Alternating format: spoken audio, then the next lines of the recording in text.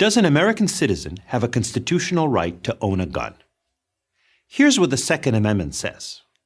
A well-regulated militia, being necessary to the security of a free state, the right of the people to keep and bear arms, shall not be infringed. Now, it once seemed to me like that language only protected state militias and not individuals. Indeed, this is the view held by the 4 dissenting Supreme Court justices in the 2008 case of District of Columbia versus Heller, a landmark case dealing with gun ownership. But the more research I did, the more I came to realize that my initial view was mistaken, and that the founders were in fact securing an individual right. The 5 justices who voted to affirm the right to own a gun in D.C. versus Heller had indeed made the correct decision. Let's look at the amendment one more time.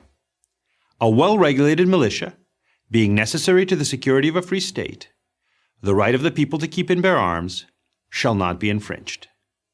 We first need to focus on the phrase, the right of the people. Note that the people are the only ones whose right is secured here, not the militia or a state government. This phrase, the right of the people, comes up a few times in the Constitution.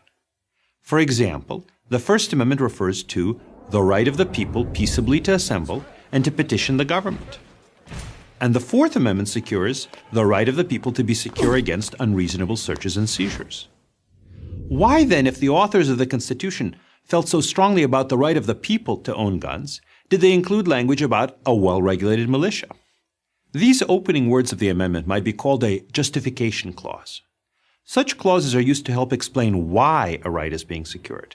But it's the operative clause that explains what right is being secured. In this case, the right of the people to keep and bear arms.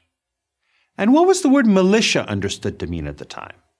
Well, the Militia Act of 1792 defined militia to mean all white males 18 to 45. Today, of course, militia would include women and people of all races, but it was clearly not a reference to a small National Guard type group. And what about the part of the amendment that says a militia is necessary to the security of a free state? What, the opponents of personal gun ownership ask, does a personal right of gun ownership have to do with that? Again, historical context is key. In the 1790s, the phrase free state wasn't used to mean an individual state like New York or Rhode Island. Rather, it meant what we'd call today a free country, a nation free of despotism. A free state is what the framers wanted America to be. They saw an armed citizenry as in part a hedge against tyranny. Citizens who own weapons can protect themselves, prevent tyrants from seizing power, and protect the nation from foreign enemies. This does not mean, though, that this right is unlimited.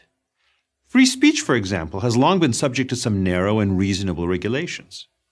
But severe restrictions on owning a gun, like severe restrictions on free speech, would violate the Second Amendment as the founders understood it.